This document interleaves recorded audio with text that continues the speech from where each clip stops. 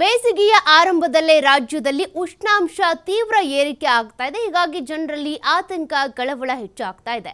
March ಮೇನಲ್ಲಿ ವಾಡಿಕೆಗಿಂತ ಅಧಿಕ ಬಿಸಿಲು ಸಾಧ್ಯತೆ ಇದೆ. ಹೀಗಾಗಿ 3 ತಿಂಗಳು ಕಾಲ ಜನರನ್ನ ತಾಪಮಾನ ಸುಡಲಿದೆ. ಹೀಗಾಗಿ ರಾಜ್ಯದಾದ್ಯಂತ ಕೂಡ ಜನರು ಈಗಲೇ ತತ್ತರಿಸಿ ಹೋಗ್ತಾ ಇದ್ದಾರೆ. ಈಗಾಗಲೇ ಕರಾವಳಿ ಪ್ರದೇಶದಲ್ಲಿ 40 ಡಿಗ್ರಿ ಸೆಲ್ಸಿಯಸ್ನಷ್ಟು ತಾಪಮಾನ ಏರಿಕೆ ಆಗ್ತಾ ಇದೆ. ಅದರ ಬೆನ್ನಲ್ಲೇ ಮಾರ್ಚ್ ಹಾಗೂ ಮೇ ತಿಂಗಳಲ್ಲಿ ವಾಡಿಕೆಗಿಂತಲೂ ಅಧಿಕ ಬಿಸಿಲು ಸಾಧ್ಯತೆ ಇದೆ. ಹೀಗಾಗಿ ಸುಡೋ ಬಿಸಿಲಿನಲ್ಲಿ ಹೇಗೆ ಕಾಲ ಕಳೆಯೋದು ಅಂತ ಜನರು ಆತಂಕದಲ್ಲಿದ್ದಾರೆ. 3 ತಿಂಗಳ ಕಾಲ ಈ ಸುಡು ಬಿಸಿಲು ಇರುತ್ತೆ. ರಾಜ್ಯದ ಉತ್ತರ ಒಳನಾಡಿನಲ್ಲಿ ಬಿಸಿ ಗಾಳಿಯ ಮುನ್ಸೂಚನೆ ಕೂಡ ಸಿಕ್ಕಿದೆ. ಇವತ್ತು ನಾಳೆ ಕರಾವಳಿ ಜಿಲ್ಲೆಗಳಲ್ಲಿ ಬಿಸಿ ಗಾಳಿಯ ಎಚ್ಚರಿಕೆಯನ್ನ ಹವಾಮಾನ ಇಲಾಖೆ ಕೊಟ್ಟಿದೆ. ಬೀದರ್, ಕಲಬುರಗಿ, ರಾಯಚೂರು, ವಿಜಯಪುರ, ಗದಗ, ಬೆಳಗಾವಿ ಹಾಗೂ ಬಾಗಲಕೋಟೆಯಲ್ಲಿ ಈ ರೀತಿ ಬಿಸಿಲು ಹೆಚ್ಚಾಗುವಂತ ಆತಂಕ ಇದೆ. ಜೊತೆಗೆ ಬಿಸಿ ಗಾಳಿ ಬೀಸುವಂತ ಸಾಧ್ಯತೆ ಕೂಡ ಇದೆ. ಕರಾವಳಿ ಹಾಗೂ ದಕ್ಷಿಣ ಒಳನಾಡಿನಲ್ಲೂ ಕೂಡ ವಾಡಿಕೆಗಿಂತ ಹೆಚ್ಚು ಬಿಸಿಲು ಬೀಳುವಂತ ಸಾಧ್ಯತೆ ಇದೆ. ಹೀಗಾಗಿ ಜನರು ತಂಪು ಪಾನೀಯಗಳ ಮೊರೆ ಹೋಗ್ತಿದ್ದಾರೆ, ಎಳ್ನೀರಿನ ಮೊರೆ ಹೋಗ್ತಿದ್ದಾರೆ, ಹಣ್ಣು ಹಂಪಲುಗಳನ್ನ ಹೆಚ್ಚಾಗಿ ತಿಂತಾ ಇದ್ದಾರೆ.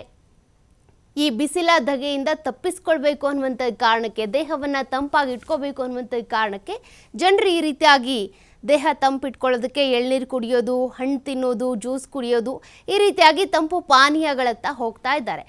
ಬಿಸಿ ಗಾಳಿ ಅಂದರೆ ಏನು ಹಾಗಾದರೆ ಅಂದರೆ ಈ ಕರಾವಳಿ ಪ್ರದೇಶ ಇರ್ಬೋದು, ಬಿಸಿಲ ನಾಡು ಅಂತ ಕರೆಸ್ಕೊಳ್ಳುವಂಥ ರಾಯಚೂರು ಇರ್ಬೋದು, ಈ ಕಲಬುರಗಿ, ಅದೇ ರೀತಿಯಾಗಿ ಒಂದಷ್ಟು ಜಿಲ್ಲೆಗಳಲ್ಲಿ ತಾಪಮಾನ ಯಾವಾಗಲೂ ಹೆಚ್ಚಾಗಿರುತ್ತೆ.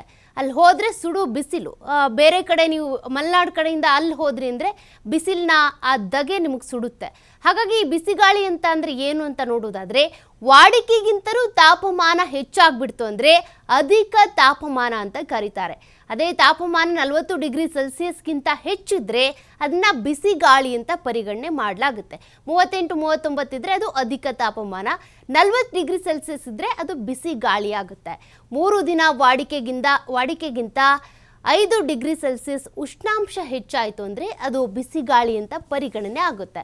ಇನ್ನು ಮಾರ್ಚ್ ಹಾಗೂ ಮೇವರೆಗೆ ಕೆಲವೆಡೆ 2ರಿಂದ 14 ದಿನ ಬಿಸಿ ಗಾಳಿ ಇರುತ್ತಂತೆ. ಉತ್ತರ ಒಳನಾಡಿನ ಬಹುತೇಕ ಜಿಲ್ಲೆಗಳಲ್ಲಿ ಬಿಸಿ ಗಾಳಿ ಬೀಸುವಂಥ ಸಾಧ್ಯತೆ ಇದೆ. ಹಾಗಾಗಿ ಜನರು ಈ 12 ಗಂಟೆಯಿಂದ 3 ಗಂಟೆ ಅಷ್ಟೊತ್ತಿಗೆ ಹೊರಗೆ ಹೋಗಬೇಡಿ ಅಂತ ಈಗಾಗಲೇ ಕರಾವಳಿಯ ಆರೋಗ್ಯಾಧಿಕಾರಿಗಳು ಕೂಡ ಎಚ್ಚರಿಕೆ ಕೊಟ್ಟಿದ್ದಾರೆ. ಆದಷ್ಟು ಲೂಸ್ ಫಿಟ್ಟಿಂಗ್ ಇರುವಂಥ ಬಟ್ಟೆಗಳನ್ನ ಧರಿಸಿ ಅಂತ ಕೂಡ ಸಲಹೆ ಕೊಡಲಾಗಿದೆ. ಇನ್ನು ಫೆಬ್ರವರಿಯಲ್ಲಿ ದಾಖಲೆ ಮಟ್ಟದ ಬಿಸಿಲು ಬಿದ್ದಿರುವಂಥದ್ದು. 1901ರ ಬಳಿಕ ಮೊದಲ ಬಾರಿಗೆ ತಾಪಮಾನ ಇಷ್ಟೊಂದು ಹೆಚ್ಚಳ ಆಗಿರೋದು. ಫೆಬ್ರವರಿ ತಿಂಗಳಲ್ಲಿ ಅತ್ಯಂತ ಹೆಚ್ಚು ಬಿಸಿಲು ದಾಖಲೆಯನ್ನು ಬರೆದಿರೋದು. ರಾಜ್ಯದಲ್ಲಿ 22.4 ಡಿಗ್ರಿ ಸೆಲ್ಸಿಯಸ್ ಉಷ್ಣಾಂಶ ದಾಖಲಾಗಿದೆ. ಹಾಗೆ ಕರ್ನಾಟಕ ಸೇರಿದಂತೆ ದಕ್ಷಿಣ ರಾಜ್ಯಗಳಲ್ಲೂ ಕೂಡ ಇದೇ ರೀತಿ ತಾಪಮಾನ ಏರಿಕೆ ಆಗ್ತಾನೆ ಇದೆ. ಬಿಸಿಲಿನಿಂದಾಗಿ ಜನರು ಈಗ ಕಂಗೆಟ್ಟು ಹೋಗ್ಬಿಟ್ಟಿದ್ದಾರೆ. ಅನೇಕರು ನೋಡಿ ಬಿಸಿಲಲ್ಲೇ ಕೆಲಸ ಮಾಡಬೇಕಾಗುತ್ತೆ. ಅನೇಕರು ಕಾಮಗಾರಿ ಕಟ್ಟಡಗಳನ್ನ ನಿರ್ಮಾಣ ಮಾಡೋಕೆ ಹೋದವರಂತೂ ಬಿಸಿಲಲ್ಲೇ ಇರಬೇಕಾಗುತ್ತೆ ಪಾಪ. ಅನೇಕರು ತಲೆ ಸುತ್ತು ಬೀಳ್ತಿರ್ತಾರೆ. ಹೀಗಾಗಿ ತಾಪಮಾನದ ಆತಂಕ ಹೆಚ್ಚಾಗ್ತಾ ಇದೆ. ದಕ್ಷಿಣ ರಾಜ್ಯಗಳಲ್ಲೂ ಕೂಡ ವಾಡಿಕೆಗಿಂತ ಹೆಚ್ಚಾಗಿಯೇ ಉಷ್ಣಾಂಶ ಇರೋದು. ಗರಿಷ್ಠ 32.13 ಡಿಗ್ರಿ ಸೆಲ್ಸಿಯಸ್, ಕನಿಷ್ಠ 19.74 ಡಿಗ್ರಿ ಸೆಲ್ಸಿಯಸ್ ಇರುತ್ತೆ. ಆದರೆ ಈ ಬಾರಿ ಗರಿಷ್ಠ ಅಂತ ಬಂದರೆ 33.23 ಸೆಲ್ಸಿಯಸ್, ಕನಿಷ್ಠ ಅಂತ ಬಂದರೆ 20.29 ಡಿಗ್ರಿ ಸೆಲ್ಸಿಯಸ್ ಆಗಿಬಿಟ್ಟಿದೆ. ಇನ್ನು ಕರಾವಳಿಗೆ 2 ದಿನ ಬಿಸಿಗಾಳಿಯ ಎಚ್ಚರಿಕೆಯನ್ನು ರಾಜ್ಯದ ಕರಾವಳಿ ಜಿಲ್ಲೆಗಳಲ್ಲಿ 2 ದಿನ ಬಿಸಿಗಾಳಿ ಇರುತ್ತೆ ಅಂತ ಕೂಡ ರಾಜ್ಯ ಹವಾಮಾನ ಇಲಾಖೆ ಎಚ್ಚರಿಕೆ ಕೊಟ್ಟಿದೆ. ಇವತ್ತು ನಾಳೆ ಕರಾವಳಿ ಜಿಲ್ಲೆಗಳಲ್ಲಿ ಬಿಸಿ ಗಾಳಿ ಬೀಸುತ್ತೆ. ಉತ್ತರ ಕನ್ನಡ, ಉಡುಪಿ, ದಕ್ಷಿಣ ಕನ್ನಡದಲ್ಲಿ ತೀವ್ರವಾದಂಥ ತಾಪಮಾನ ಏರಿಕೆ.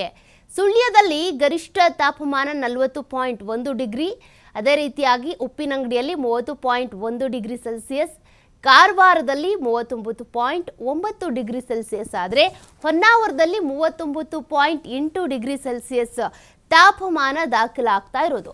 ಹಾಗಾಗಿ ಜನರು ಆದಷ್ಟು ಈ ಬಿಸಿಲ ಸಂದರ್ಭದಲ್ಲಿ ಹೊರಗಡೆ ಬರಬಾರ್ದು ಅಂತ. ಬಟ್ ಕೆಲವರು ಇದನ್ನ ಸೂಚನೆ ಪಾಲನೆ ಮಾಡ್ಬೋದು. ಇನ್ನು ಕೆಲವರು ಏನು ಮಾಡೋದಕ್ಕಾಗುತ್ತೆ, ಕೂಲಿ ನಾಲಿ ಮಾಡೋರು ಇಂಥ ಸಂದರ್ಭದಲ್ಲಿ ಹೊರಗಡೆ ಬರಲೇಬೇಕಾಗುತ್ತೆ. ಹಾಗಾಗಿ ಆದಷ್ಟು ನಿಮ್ಮ ರಕ್ಷಣೆಗೋಸ್ಕರ ಈ ಬಟ್ಟೆಗಳು ಅಂತ ಬಂದಾಗ ಲೂಸ್ ಫಿಟ್ಟಿಂಗ್ ಬಟ್ಟೆಗಳು, ಜೊತೆಗೆ ಕುಡಿಯೋ ನೀರಿನ ವಾಟರ್ ಬಾಟಲ್ನ ಯಾವಾಗಲೂ ಜೊತೆಲಿ ಇಟ್ಕೊಂಡಿರಿ. ಹಣ್ಣು ಹಂಪಲು ತಿನ್ನಿ, ಅದೇ ರೀತಿ ಎಳ್ನೀರು ಸೇವನೆ ಮಾಡಿ. ಈ ರೀತಿ ಮಾಡೋದ್ರಿಂದ ನಿಮ್ಮ ದೇಹವನ್ನು ತಂಪಾಗಿ ಇಟ್ಕೊಳ್ಬೋದು, ಸುಡು ಬಿಸಿಲಿನಿಂದ ಒಂದು ಸ್ವಲ್ಪ ರಕ್ಷಣೆ ಮಾಡ್ಕೊಳ್ಬಹುದು ಅನ್ನುವಂಥ ನಿಟ್ಟಿನಲ್ಲಿ ಈಗಾಗಲೇ ಆರೋಗ್ಯ ಅಧಿಕಾರಿಗಳು ಒಂದಷ್ಟು ಸಲಹೆ ಸೂಚನೆ ಕೊಟ್ಟಿದ್ದಾರೆ. ಇನ್ನು ಇಂಥ ಸಂದರ್ಭದಲ್ಲಿ ಮಕ್ಕಳನ್ನ ಹೊರಗಡೆ ಆಟ ಆಡೋದಕ್ಕೆ ಬಿಡಬೇಡಿ ಅನ್ನೋದು ಕೂಡ ಒಂದು ಸೂಚನೆ.